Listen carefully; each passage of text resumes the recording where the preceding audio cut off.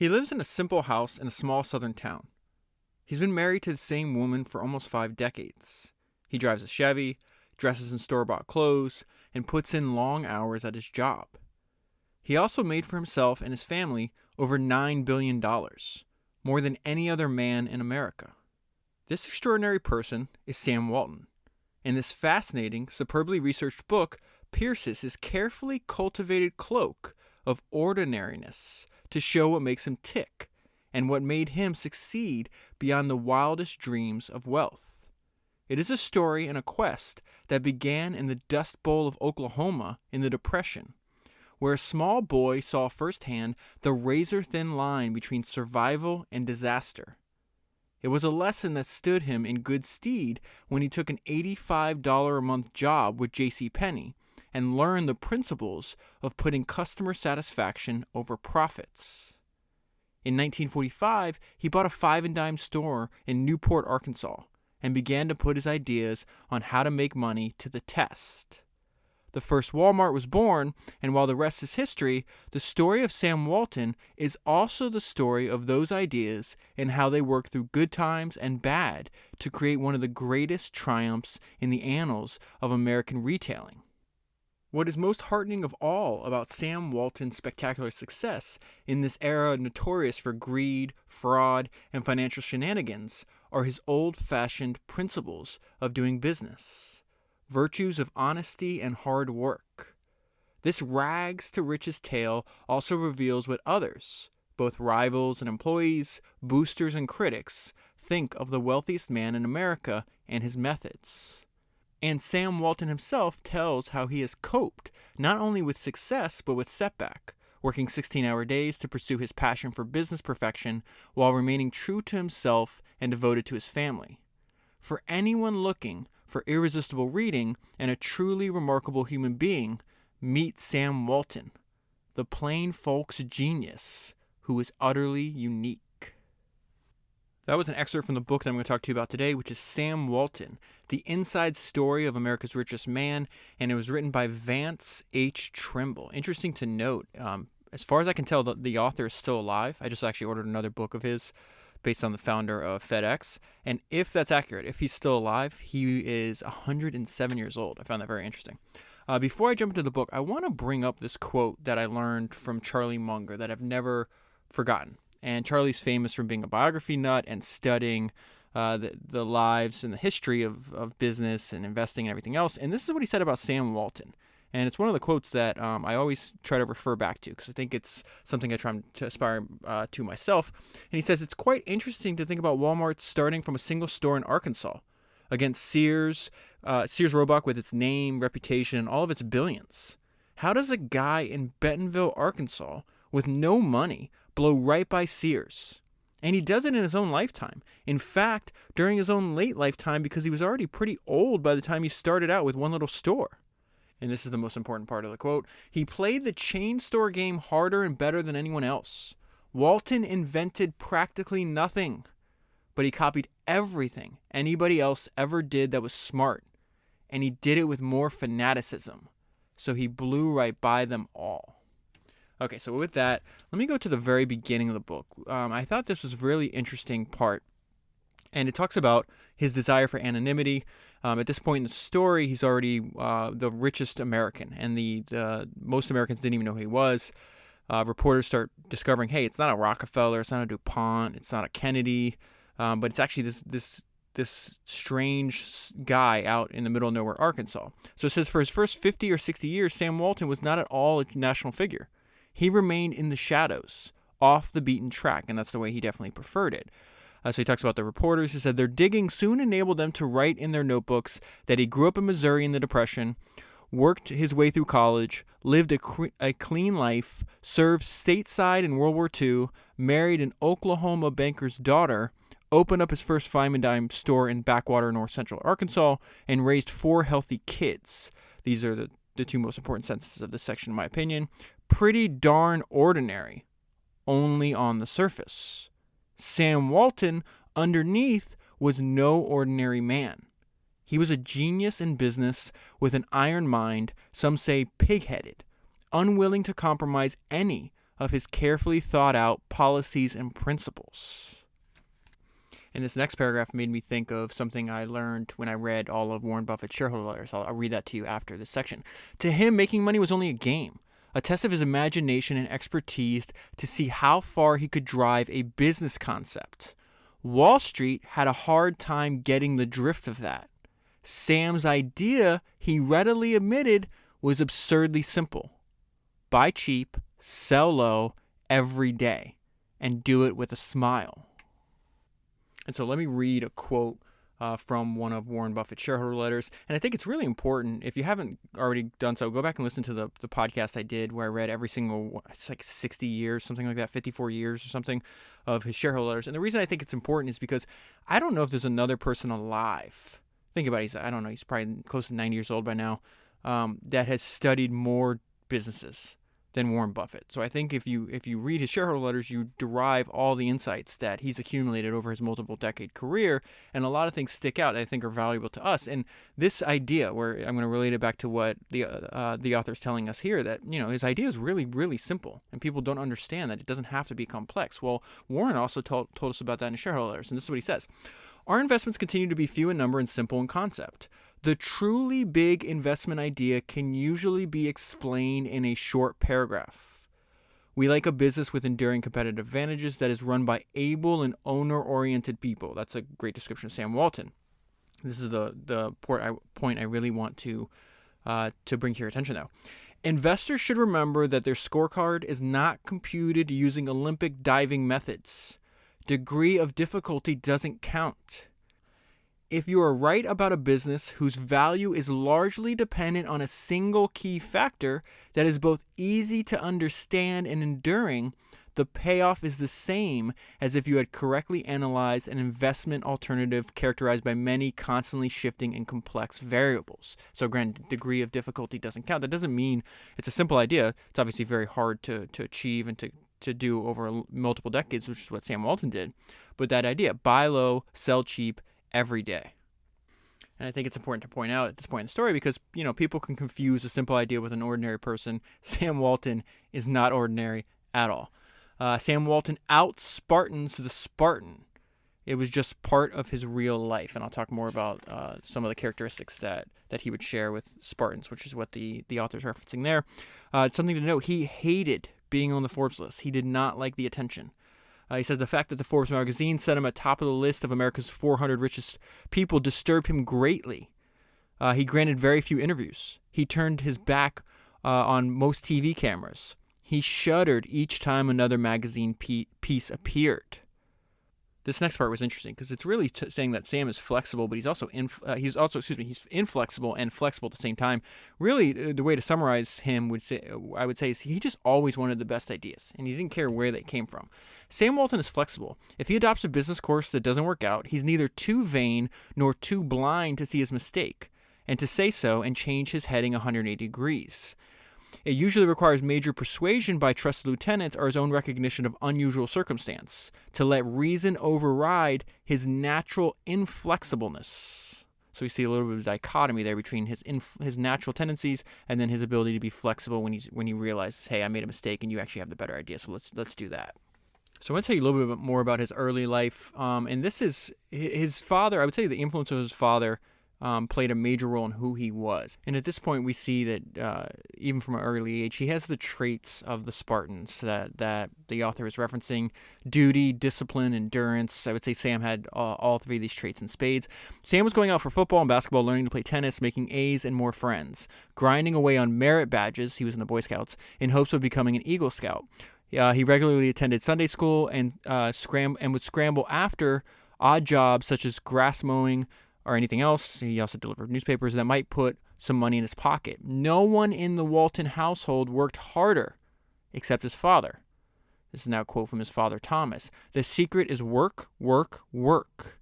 I taught the boys how to do it. He was a bear for work and would not tolerate sons who were not likewise industrious, ambitious, and decent. Really no surprise there when you learn that his father had to struggle through the Great Depression. Just a little bit about that. We lived there for several years, said Sam. My father quit the mortgage company and went into business for himself, real estate and insurance. Then came the Depression. Dad's business went down the drain. In this humdrum fashion, so he's just scrambling like almost everybody else in the country, trying to find any way to feed his family. In this humdrum fashion, about 10 prime years of Tom and Nan, that's Sam's mom, the 10 prime years of their lives skittered away with no perceptible climb for the family up the social or economic ladders. They were still lower middle class, not poor, but dangerously close to it. And now they, along with millions of other Americans, were in the cruel clutches of the Great Depression. Sam and his brother Bud were expected to work hard, be thrifty, and not be wasteful of anything. Sam's about, he's, I would say, 12 or 13 at this time. He says Sam Walton was already revealing the character traits that would dominate his future life. He stood out as an individual, different, no doubt about that. He was soft-spoken and quiet, yet despite being shy, he was a natural leader. He never got excited about anything. I would say externally. He didn't show his excitement externally, but he definitely had a fire and a drive internally. More advice from his dad. He was being fed excellent advice by his father. If he wanted to achieve high and lofty goals, he must be willing to buckle down to work hard. So I want to tell you a little bit about high school Sam Walton, which I feel is very different from most of the people that we've studied on the podcast. Most are misfits. They don't do well in school. They're rebellious. They don't listen to anybody. A lot of them get expelled or kicked out of school. High school Sam was essentially the model student, the perfect person. Listen to this. This blew my mind. He was the quarterback of the undefeated football team.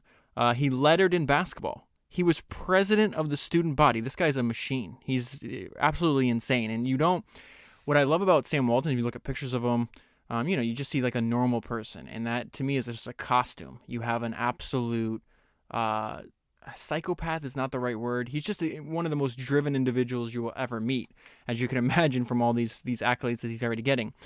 He was voted the most versatile boy. Sam was in just about every club and organization, and he was active. Sam was a hard worker. He was optimistic all the time. He had a great smile on his face and felt like everybody was his friend and the world was something he could conquer. Walton was living up to his dad's work ethic.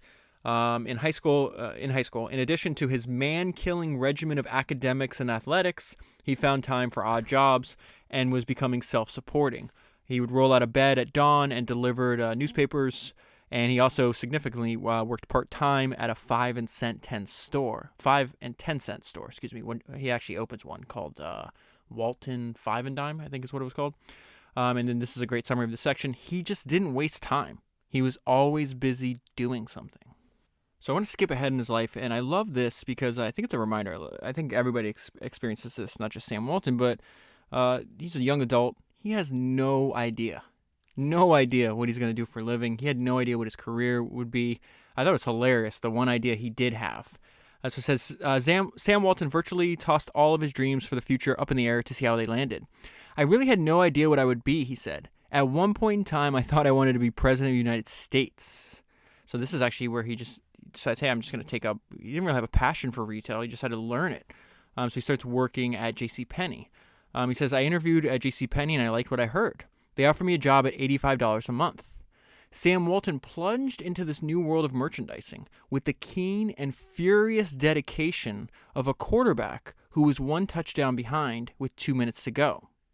Sam Walton knew little of the scope of the JCPenney company chain, and this is fascinating because they were around when I was younger. I don't even know if they exist anymore. But in Sam's day, they were, almost like the Walmart of their day.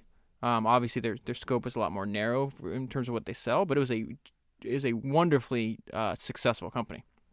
So it says he didn't understand the scope of the JCPenney company chain and absolutely no details of the personality and meteoric rise of the old man himself. That's John Cash Penny, and John Cash is actually going to teach Sam something on an individual basis. He would learn more soon, including one profitable lesson taught him personally by John. When the founder was age 65. And this is the very beginning of what we see Sam's lifelong trait that most everybody that we study on the podcast has. And it's just this idea that I'm going to constantly search for good ideas. And when I find a great one, I'm going to steal it. In fact, he would steal or borrow, is perhaps a more precise word, John Cash Penny's whole concept of how to succeed by putting customer satisfaction ahead of profit. JCPenney himself arrived in town and spent a lot of time wandering around the store. This is like something Sam does later in life as well. A customer came in and bought something from Sam, and while he wrapped it up for her, J.C. Penney was observing the transaction closely. He waits for the transaction to close, the customer to leave, and then he walks over to Sam. I finished wrapping and tying the package, and the lady left, said Sam. Then Mr. Penney came over. Boys, he said, I want to show you something. And he took out a box about the same size, and he went around it with paper and let it overlap like that, maybe a quarter of an inch. Then he went around it with twine one time like this and one time like that, and he tied it. He said, this is such an interesting idea. He said, boys, you know we don't make a dime out of the merchandise we sell. We only make our profit out of the paper and string we save. In Sam's memory, those days are still vivid. The next part, I actually talked about when I covered Sam's autobiography, which is fantastic. I think it might be Founders number 6, or so. It's one of the first books I did for the podcast. If you haven't read the book, you should buy it immediately. It's fantastic. It's probably the gift. It's probably the one book that Jeff Bezos gave out more as gifts than any other book. Okay, so let me go back to this part. This is Sam remembering this time about how important his manager at JCPenney was. This guy named Duncan. And he says the manager was a fantastic trainer. He used to invite us out to his house nearly every Sunday to play ping pong, eat, and talk business. You could learn a lot how to do it and better. He was one manager who had a 25% bonus contract. So this is also another idea that Sam steals in the early days of Walmart. I don't even know if it was Walmart at the time. It's like he has like this 15-year career before he starts Walmart, where he's still doing experiments and owning all these retail stores. But the one way he would do it is to recruit the best talent, he would give them a percentage of the profits, usually a large percentage, like 25%, like this manager has here. So it says he got his bonus check. It was $65,000. Remember, Sam was working for $85 a month. This had to blow his mind, right? He waved that around one Sunday, and that just made us run faster and work harder.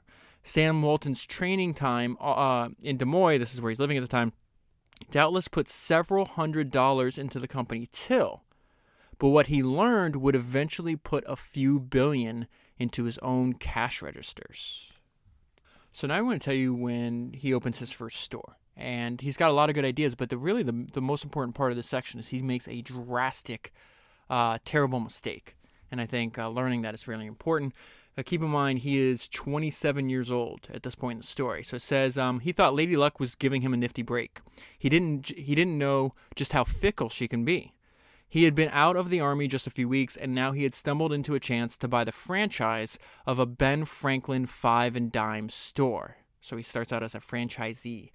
He actually gets the money, this is important too, for the first store from his father-in-law, who's a successful entrepreneur in his own right and a banker, and also taught Sam a lot. So it says he was willing to lend his son-in-law the $25,000 needed to swing the deal. And he's going to have a lot for the first 5.5 years of owning the store. Remember, he only has one store, which is really fascinating. He's obsessed and driven. So I'm going to tell you a little bit about that before I get to this mistake. All right, he's already made the mistake, but realizing how big the mistake was. The most important discovery Sam Walton made in Newport, he's in Newport, Arkansas, was that there was a charm and satisfaction in retailing that he had not fully expected. Sam Walton was crazy about selling and about satisfying customers, completely obsessed but also driven. In the recesses of Sam Walton's mind, there lurked volatile and not to be denied impulses. That's just really good writing, because that gives you, this paragraph really puts like an image in your mind, or at least it put an image in my mind when I'm reading this, because he is a very charming, even-keeled person, but it's like Kobe Bryant, if Kobe Bryant was a retailer.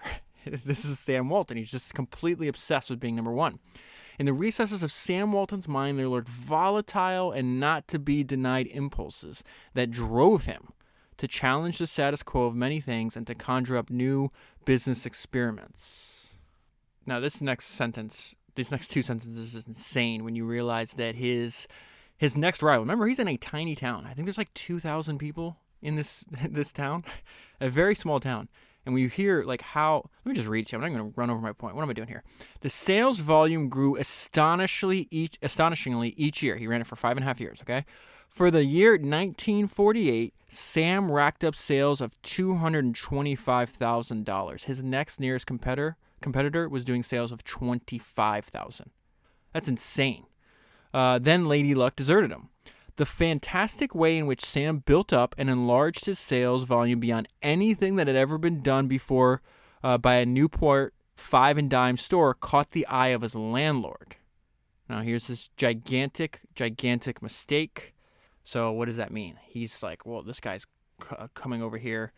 He's demonstrating to us that these stores can be a lot more profitable, make a lot more money than we expected. So the mistake Sam made is he didn't have any kind of renewal.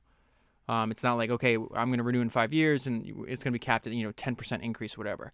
So the landlord's essentially saying, I'm not going to renew the lease, and then I'm going to put a Ben Franklin store in your same spot, and all that money is going to go to me. So that is a bad luck and a massive mistake. But really, I argue, based on the 2 books now I've read about Sam Walton and what I've studied, I think what's about to happen here is actually the most important decision of his life. So let's go to the book. Sam's lawyer is trying to negotiate with the landlord. It's not working out. The guy's he's stonewalling him. So it says the lawyer offered tons of other stuff he didn't accept. He tried to interest the landlord in various different terms, but kept running into a stonewall. Then finally he grasped the real situation. It's no good, he told Sam. I hope to God the next time you take over a lease from somebody, you check to make certain it contains a proper renewal clause. They're not going to let you keep the store. The plain truth is that they want some other guy that they do, I think it might be his son or somebody he's doing business with, to run a Ben Franklin in that building. You've shown the whole town what a moneymaker it can be. The lawyer watched the color drain out of his client's face. It looks like you're finished, he said. And now this is the most important decision, in my opinion, of Sam Walton's life. It's the part that gets you fired up when you read it. The lawyer saw Sam clenching and unclenching his fists, staring at his hands. Sam straightened up. No, he said. I'm not whipped. I found Newport and I found the store. I can find another good town and another Ben Franklin. Just wait and see. And why do I think that's the most important part? Because, there's an alternate reality where Sam Walton's like, oh, this guy whipped me. You know what? Maybe retailing's not meant for me. I'll close up shop. I'll go work somewhere else. And he's like, no, okay, I'm emboldened by this. Okay, I made a mistake. That's fine. But the last 5.5 years, I learned a lot. I proved to myself I can do it, and I'll just do it again. And this is where he discovers, accidentally, I don't know if that's the right word. This is where he's essentially looking for another mission, another store. So he's driving all around, and it has to fit these particular parameters. He wants to work in a small town. He wants to essentially repeat what he just did and then start building on it, because he does have already designs here to expand. So this is, I want to read this part because I just could not imagine. I mean, it's easy to read a sentence like, wow, that fires me up. This guy's not going to give up. But let me give you more details on how crazy this decision is. That, he's just unwilling, based on where he's at in his life right now. He's in his early 30s. And so it says, Sam Walton parked his car across the street and walked over for a closer look. He's in another small town in Arkansas. So he parks his car, walks over, leading his 3 sons and his wife carrying his baby daughter. Imagine being unemployed. Your wife's with you, and you got 4 kids to support. They were scouting a possible new location. It was late spring 1950, and time was running out. At the end of the year, they would lose their Newport Ben Franklin. I'd never seen him before, said Jim Dotson. But they all came in and looked around, and right off the bat, he said he'd wanted to buy me out. The store was not for sale. Sam's working on it. Sam's also a master salesman. He says, I hadn't even been thinking about selling, but he was so eager I had to consider it. And what was funny to me about this part, not only he says, okay, I want to buy the store that's not for sale, but also your house as a package deal. So he gets the guy to agree to it. The problem is Sam, doesn't have a lot of money at this point, and they're $5,000 away. And I think the purchase price, the guy wanted $65,000 and Sam couldn't spend more than $60,000. So this deal doesn't wind up working out. It says, unwilling to pay another $5,000 to close the deal, Sam Walton loaded up his family and drove on, still looking for a new hometown. And this is where he discovers Bentonville, Arkansas, where Walmart is still found. The headquarters is still there to this day. About a week later, Sam arrived in Bentonville, Arkansas. Sam is 32 years old this time. They were sharply taken aback when they stepped into the gloom of the five and dime. Now, I bring up that one sentence because they found a little store, this tiny little store, but the reason he was so excited about it because he realized it was under the management was not as good. He saw there was immediate room for improvement, which is, beneficial if he's going to buy something that he feels he could rapidly expand the value just by making a few different enhancements to it. Now, what was interesting though is this is also Sam just demonstrating to us. It's like, I'm not making the same mistake twice. I'm willing to experiment. I'm willing to be aggressive, and I'm willing to make mistakes one time. I'm not going to make the same mistake twice. So he says, Harrison, the guy he's trying to buy from, did not own the building, but rented it for $25 a month. Sam insisted on buying the building. And it's this point in his life where we see Sam is revealing his true ambitions. That's what I wanted to be, the leader. What is he talking about there? My personality is, my store will be the best. Not among the best, not one of the best. It will be the best. And that requirement, that setting the bar that high for yourself, requires a completely different level of dedication than most of the people that Sam competes with. And that's where you see a lot of the parallels between Sam Walton and Jeff Bezos. It's a relentlessness that just few people that, not only few people alive today possess, but few people that have ever existed in history possess that level of relentlessness. I mean, in fact, to this day, go to relentless.com, see where it forwards, see who owns that domain. It's hilarious. And it's an example of another similarity between Jeff Bezos and Sam Walton. This is Sam Walton setting up, he's a Spartan, very, very, very, very, very frugal, and this is how he sets up his desk. He grabbed a couple of sawhorses and slammed down a piece of plywood on top of them. That was his desk. That put him in business. He used that desk for 5 or 6 years. And so if you read The Everything Store, I think it was Founders number 16, maybe somewhere around there, the book on Jeff Bezos, the biography of Jeff Bezos, early days of Amazon, Jeff Bezos did the exact same thing. If he would hire you, he'd say, okay, go down to Home Depot, buy a door, and make your own desk. So Jeff used door desks. In this case, Sam Walton's using, a piece of plywood and some sawhorses. All right, allow me to deviate from the story for just 1 second. I want to tell you about another extreme character. And at this point in the book, the author is giving us some background, some historical background about the little small town that Sam sets shop up in, right? And this quote is going to come from the guy that Bentonville, Arkansas was named after. And you'll see what I mean by being an extreme person. So he's a politician as well. And he says he was the first senator to serve 30 years. And moreover, he had the courage and daring, once asserting in a Senate debate. This is a crazy quote I'm about to read you. Mr. President, sir, I never quarrel, sir, but sometimes I fight, sir. And when I fight, sir, a funeral follows. So moving on to another important realization, important idea. Walmart would never have came to be if it wasn't for what was happening this year. For 1 year, a little less than a year, he's running his store in Bentonville until the lease expires back in Newport. So he has to drive back and forth between the two stores. Driving back in between the two stores in these mountain roads takes a very long time. And this is where he realizes, hey, I got to find a faster route. I'm wasting too much time here. And this is where he learns how to fly. Now, the point here is not that you need to learn how to fly. The point is that you got to find an advantage that others aren't doing. It says, so sometimes hardship can enlighten and inspire. This was the case of Sam Walton as he put in hours and hours and hours of driving Ozark Mountain roads in the winter of 1950. But the same boredom and frustration triggered ideas that eventually bought him billions of dollars.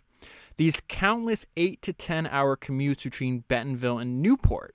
So it talks about, some places you're going less than 20 miles an hour. There's no highways. It's very dangerous.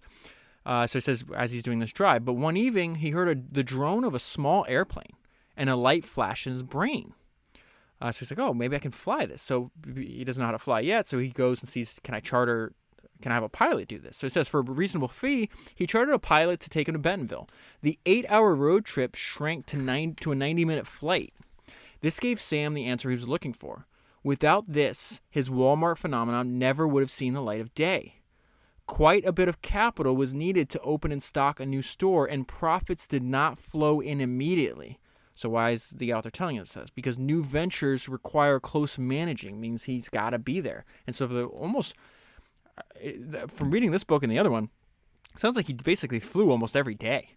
And he'd visit 5, 6, 10 different stores in a day. And of course, he's only able to do that because eventually he learns how to fly. And he also says in his autobiography that he didn't like jets. He liked these small little single-engine planes. I mean, some are small dual engines as well. But because you could get down low, he could study traffic patterns, and that's how he'd pick out potential beneficial locations that other retailers were ignoring. And he would discover future locations for Walmarts. It was a very, very successful ploy. So it was, again, one of the most important realizations of his entire career. I'm fast-forwarding a little bit because really there's two things that are happening in this section I'm about to read to you. One, he's a retailer, obviously, so he's got to ride trends. And at this point, hula hoops are extremely popular. And they're so popular that small stores cannot get them. So Sam's like, okay, well, he didn't give up there, right? He's like, okay, he just studies what a hula hoop is. Like, well, this is just a little piping that you put together in a big circle. He's like, all right, I'll just make my own. And then as he's making his own, though, we see the relentless resourcefulness that this guy had. It's really interesting. So he says, we would make several thousand a night. So he works all day. Then at night, he's making hula hoops by hands. He's also partnering with this other retailer, so they're doing it together. But he says, we'd make several thousands a night. Sam would haul his off and spread them around his stores. Now, okay, so that's pretty straightforward. Okay, that's interesting. He's going to make his own product so that way he can sell it, right? He didn't have a truck. So how is he going to take, they're making thousands of these a night. How is he going to transport them? This is hilarious. I don't have a truck, but I got a John boat and a trailer. He didn't have a truck. He had sort of a trailer hooked to the back of his car. It was a boat. It was a John boat that was about 12 feet long on a two-wheeled trailer, but he made do with it. Sam would come over with his John boat trailer and haul off his part of the order. Every nickel and dime counted. So this next part is there's a bunch of quotes that are happening maybe 30 years in the future, and it's Sam and his brother Bud giving an interview to their like Walmart internal magazine kind of thing. So I'm gonna read this to you. It doesn't matter who said what, because the main point is that doing things others were not led to unexpected success. And really, this is a story of Walmart before Walmart existed. So it says, all the stores were open under different arrangements. It was a collection of partnerships and individual ownerships, including all the store managers who could raise money to invest. So they didn't have any money. That's why they had to do that stuff. We were basically all financially strapped. We put everything we had in the stores at the beginning. The decisions were made for Walmart long before the company was developed. I want to pause here. Because in his autobiography, he says something. He's like, listen, not enough people have studied that 15-year period. A lot of people are now studying Walmart because it's the most successful retailer in the country at the time he's writing his autobiography, excuse me. But he's like, really, a lot of the ideas we learned in this 15 years of struggle trying to develop the concept that would become Walmart. So he's describing those days, which I found really fascinating. Back in the Ben Franklin days, we learned so much. And he talks about one store. The St. Robert store was the originator of Walmart stores. St. Robert showed us how much volume was there if we went into larger units in small communities and pushed the merchandise. And this is really, really surprising. We became the first independent variety chain in the country to try large stores in small towns. We were doing an amazing amount of business in a 13,000 square foot store. Now they're, 130, 150,000 square feet. I think some of his warehouses are, like the super centers or whatever they're called. So 13,000 square foot store, which is totally out of character for a town of 2,000 people. Again, no one else was trying this. They're just like, hey, let's experiment. Let's see what happens. And as a result, we found we could do $1 million in a variety store. That was unheard of at the time. Famous quote by Steve Jobs is saying, we've always been shameless about stealing great ideas. Sam Walton's echoing that same exact thing here. One of the basic lessons Sam Walton learned at JCPenney was not to be so smug you ignored your competitors, especially their successful policies and practices. He was always going around inspecting stores. I think it was in his autobiography as well, said there's not a person alive that has been in more retail stores across the world than Sam Walton. He would do this constantly. So at this point, they're naming all these other companies that were competitors of his at this point, but they don't exist anymore. I'll skip over their names. They're not important. But what his realization is the most important part. If they had something good, we copied it. That's a direct quote from Sam. Sam Walton always said with total candor. So now this is really interesting. This is going to be a little longer part. This is Sam on Kmart. and the founder of Kmart, and also his admiration for them, but also the mistakes that they made. Cunningham is going to be, let's see, what is his name? Harry Cunningham is the founder. I didn't know Cunningham until much later, said Sam.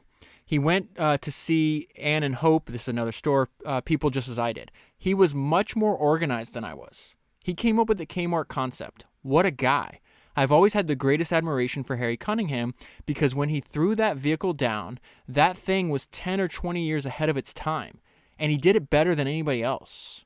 What I did later was take pieces of it and make our Walmart as much like it as we could. It was a copying proposition. Now, he's saying this in 1990, they are coming back and copying us, but they're making some mistakes. At the start, we were so amateurish and so far behind. We had our merchandise priced right, and it worked in small towns. Kmart just ignored us. They let us stay out there while we developed and learned our business. If they had jumped on us, I hate to think of what would have happened. But we were protected by our small town market. It would have been unthinkable for them to have tried to put a competing store in a small town. Their strategy was going into large cities and metropolises. They gave us a 10-year period to grow, and finally we were able to hold our own. Kmart stayed with it for too long. They were self-satisfied with what they had accomplished. They thought they could roll over everybody, and they woke up one day and find out that the world had changed, retailing had changed, and they were behind. What I learned for the first time reading this book, which is really interesting, is Sam tried to give away the idea for Walmart. He tried to give it away, and they wouldn't listen. Remember, he's a franchisee to the Ben Franklin brand. Okay, so it says his proposal was audacious, perhaps impertinent, certainly unacceptable. He suggested that the variety store franchisors leap into the front line of the booming discount business. So that's what he's calling this phenomenon in retail, which is what Walmart is built on. Okay, discount business. I think that kind of store will fit in the rural markets just as well as the major metropolitan markets, said Sam. You should franchise them. I'll be your guinea pig. That's the idea. This is the idea that turns out to be Walmart. Listen to the responses. The Ben Franklin brass exchanged sour looks. So how do we know that this was obviously a mistake? I'd never even heard of Ben Franklin stores. The only reason I know about them is because I read about Sam Walton. So obviously they went out of business. They're gone. Sam still survived, right? So it says, I think I just looked, I think Walmart did something like $500 billion in revenue last year, some crazy stuff like that. So it says, the Ben Franklin brass exchanged sour looks. Sam went on.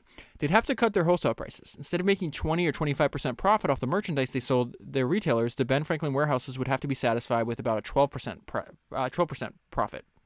They blew up, Sam said. To those sophisticated and experienced businessmen in tailored suits and custom shoes, it looked like the tail was trying to wag the dog. What was this Arkansas country fellow's experience with only a dozen or so stores compared to their 1,000 outlets and nearly a century of retailing know-how? And so Sam is using the example of Kmart as part of his pitch to them, and they think it's ridiculous. Now this is hilarious. Look what happens the next day. The next day, one of the Ben Franklin executives went out to take a close look at the first of the new Kmart's discount stores. He got a surprise. Sam Walton was already there. Here he was, 25 miles from our office, and he was talking to a clerk. He was writing in a little spiral notebook, and at one point he got down on his knees to look under the display cabinet. I said, this is what I love about Sam. And how could you not love about anybody that has these characteristics, right? Listen to this. I said, Mr. Walton, what are you doing? He said, this is just part of the educational process. I'm still learning. So I think most people understand, controlling costs, being frugal when you're running a business. It's an idea as old as time. It's clearly a good idea. But there's a difference of knowing something and understanding it and applying it, right? And so this section was really surprising to me. And the note I left myself was, how dedicated are you to keeping costs low? And so what's happening? He's already going out and he's starting his first Walmart at this point in the story. And I'm going to read it to you because this is dedication to keeping costs low. So they're figuring out, him and another person that's working with them, trying to figure out what the hell are we going to call this new chain of stores we're doing, right?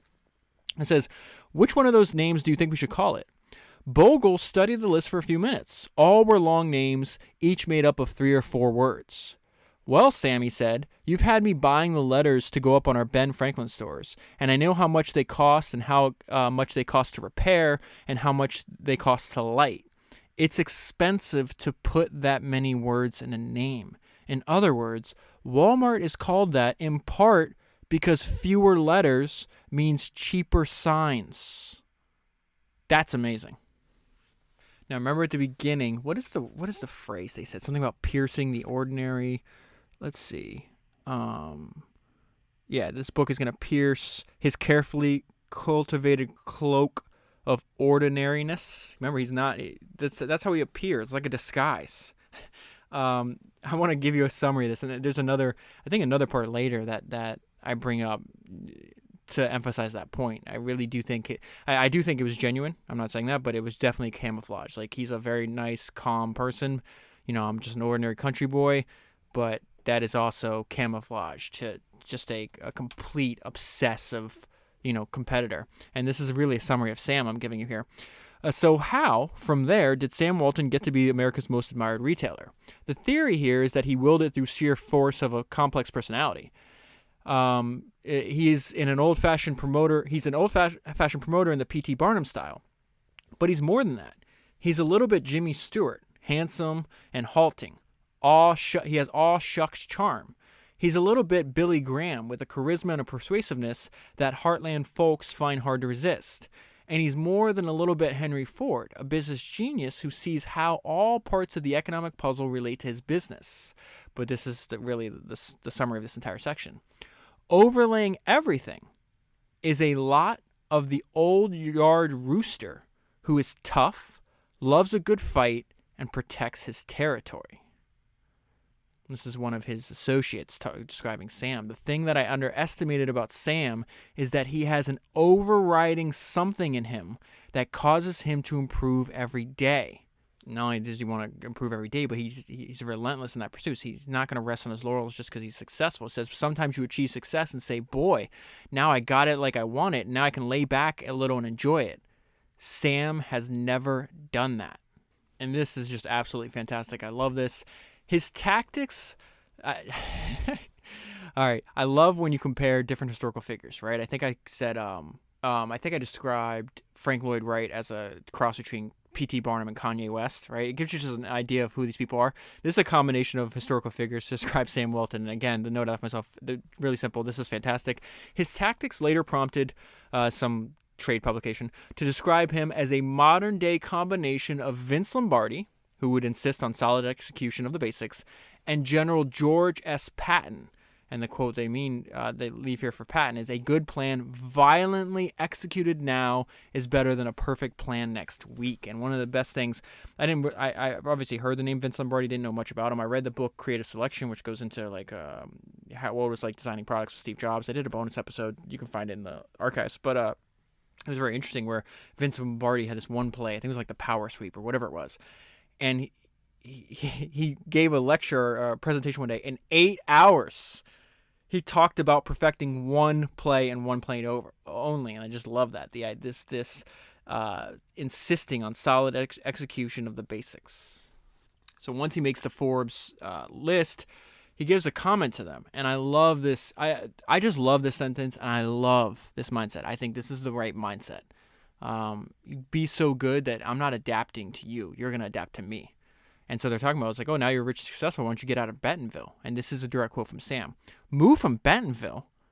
That would be the last thing we do unless they run us out. The best thing we ever did was hide. Listen to these words he's using. The best thing we ever did was hide back there in the hills and eventually build a company that makes folks want to find us. Okay, I finally reached the part where I talked about this idea of camouflage. And this is a close family friend and somebody that works with Sam. And he says, he also claims that the public conception of Sam as a good old country boy wearing a soft velvet glove misses the fact that there's an iron fist within it. And so when I read that sentence, it made me think of the book that's been on my mind lately, because I've done it recently, which is that book Hard Drive, which is the biography of young Bill Gates up until, I think, Microsoft IPOs. And a good way to think about how Sam Walton relates to Bill Gates, I think they had in common was a young Bill Gates was Genghis Khan in a Mr. Rogers costume. Sam also still was making mistakes, as anybody is going to, as building his company. And this is another example of that. He steps aside of the company that he spent his whole life building because someone else is in a rush. And from hindsight, we see, this is not wise. He did it anyways, and this experiment, it's going to be disastrous. It only lasts about 20 months until he takes his company back. As he approached his 57th birthday, Sam Walton was reluctantly trying to change his lifestyle completely by surrendering the day-to-day command of his Walmart empire. But he found that difficult, almost impossible to do. The thought of stepping aside nettled Walton, but he had to think seriously about it because of mounting pressure from one of his foremost underlings. So he has this guy named Ron Mayer, he feels like this boy genius who'd be the perfect successor. But Ron Mayer's in a rush. So he's not willing to wait and let Sam run the company for another 10 or 15 years. So it's got to be now or never. And so this is pushing Sam to make a decision that winds up being a big mistake. He says, I'm going to lose Ron if I don't step aside and let him be chairman, and I don't want to lose him. He's a talented guy. It was official. Sam had retired. Ron was the new chairman and CEO of Walmart. But here's the weird part when you're reading the section. It's like, well, so he retired, but he's still working every day, and it's not like he's just letting Ron run things. He's still poking in there. He says, but it had never been Sam Walton's nature to dilly-dally, that's one of my favorite words ever, or back off. He hadn't changed his habits. He was on the scene every day. His role was now supposed to be unofficial, but he couldn't keep his hands off. When he saw something, anything he didn't think was right, he'd just step in and correct it. That's the way I've always been. I guess I was getting in the way of Ron's authority. It bothered Sam's conscience that he personally had made a mistake. He discovered that he really wasn't ready to retire. He missed the old job. So he winds up getting some kind of like hairy cell leukemia. I think he's like 62. That goes eventually into remission, but he dies of cancer at 74, I think. And this idea where at 57 he could give up, he is still going around and giving speeches and working at Walmart. And the cancer's in his bones. Like, he's in drastic pain all the time, and he's still working. So that gives you this idea that, like, think 57 and as far as he knows, perfect health at this point. Just this idea that he's going to give up. It's impossible. And that's why he realized, oh, man, this is completely my fault. He had to either get back into it or leave it completely. So he winds up asking Ron to go back to his other position. Ron, of course, doesn't accept, leaves the company, winds up losing a bunch of executives. It's a big problem. But Sam was back in running the company. Again, I think I've hit on this a couple times just to make sure, like, he's an extreme person. He's going to be extreme to the people around him, even if he's nice. And it says, someone said Sam Walton used up men the way he threw wood into his fireplace. Just like the logs, they blazed up with a fury, generated powerful and beautifully efficient flames, and after a time, died down into cold ashes. So he went through a lot of people. The same was said about Jeff Bezos. I think in Everything Store it said something like, he would jump on your back and ride you into the ground. So I think Bezos and Walton, were definitely pushing people around them. And here's another evolution of Sam. So he starts out in these tiny little stores. Then he realizes, hey, discounting business is going to be huge. And then he's doing another evolution again where he realizes warehousing is going to be a gigantic business I need to get into. And so let me read the section to you. On a sunny January morning in 1983, Sam Walton flew into San Diego to investigate a new wrinkle in the discount business, a membership wholesale club. The idea was originated 5 years earlier by a savvy California entrepreneur named Sol Price. Now, if you've listened to all the podcasts I've done so far, you know who this person is. He is one of, I don't know if anybody else has been more influential. Maybe Ben Franklin, as far as how many entrepreneurs this one person inspired. If you haven't listened to it, it's Founders number 107. Sol Price, Sam Walton said, on record saying, I learned more from Sol Price than any other individual. He came up with this concept. Jim Sinegal, the founder and CEO, he's not the CEO anymore, but he was the founder and CEO of Costco for a very, very long time, says in the foreword to Sol Price's biography, it's like, not that I learned some from Sol. I learned everything I know from him. He was his protege. He took the idea from Sol and built Costco. You think about, like, you could draw a direct line from Sol Price to Sam Walton, Jeff Bezos, Jim Sinegal, Bernie Marcus, the founder of Home Depot. is walking with Sol Price, and Sol turns to him and says, hey, this idea I'm doing right here in San Diego, it's only a matter of time till somebody does that for home improvement stores. It might as well be you, and that's the idea of Home Depot. This guy was one of the most influential thinkers that have ever existed. You got to listen to that podcast and read the book. I mean, why not? He influenced so many people. Okay, so let me go back to this. So he's a savvy California entrepreneur named Sol Price. Sol Price was making an astounding success by selling merchandise at only 10% above manufacturers' prices and getting rich. If Sol Price could do that, Sam Walton figured he could too. Sam intended to crib, meaning steal, borrow, from Sol Price just as he had copied schemes originated by JCPenney, Herb Gibson, and many other good merchants. The wholesale club idea was good, extraordinary good. Sam returned to Bentonville and called together his top strategists. Walton hopped on this new scheme with enthusiasm. Brashly copying from Sol Price, Walton began creating a division of Sam's wholesale clubs. For years, Walton had been seeking some effective way to get his everyday low-price methods and concepts into rich and sophisticated metropolitan markets, and now he had finally found it. And that's exactly what Costco wound up having a lot of success with as well. And this was actually really surprising and another example of Sam copying good ideas. And this has to do with why he was eventually knocked off Forbes' list. They realized, he gave away the stock that we thought he owned. He gave away a long time ago to his children. I'm just going to read this section. It's very fascinating. But if Sam was not individually the richest man in 1989, he never had been. For when and how and why he and his wife shared their business resources with their 4 children is one of the more fascinating untold Walton episodes. The children have each owned 1/5 of their parents' stock and property since 1954, way before. Sam and Helen created the trust that set this up when Ron was 10 and Alice is only 5. Those are obviously their kids. Doing this kind of estate planning so early in the game was urged by Sam by his father-in-law. This is the one that lent him the money. Also helped him negotiate for that first store. His name's L.S. Robson, who had early done precisely the same thing, giving Helen, that's his daughter and Sam's wife, and her siblings equal shares in a vast ranch that he had assembled in Oklahoma. Mr. Robson was a banker and a lawyer and pretty smart, Sam once explained. I could see that this was the thing to do, and this all took place 4 decades ago. I came home and he had this lawyer drop all the papers. Rob Walton, with Sam on that occasion, observed, that's his son, at the time, all Dad and Mom had was a variety store, too. That was so fascinating about this. This is way before Walmart. The foresight is amazing. Our shares then couldn't have been worth more than $5,000 each. It had been Sam's imagination, genius, and drive, with extraordinary good luck, that exploded these shares to a value of almost $2 billion each. So I actually want to close not on something that's in this book, but from another book.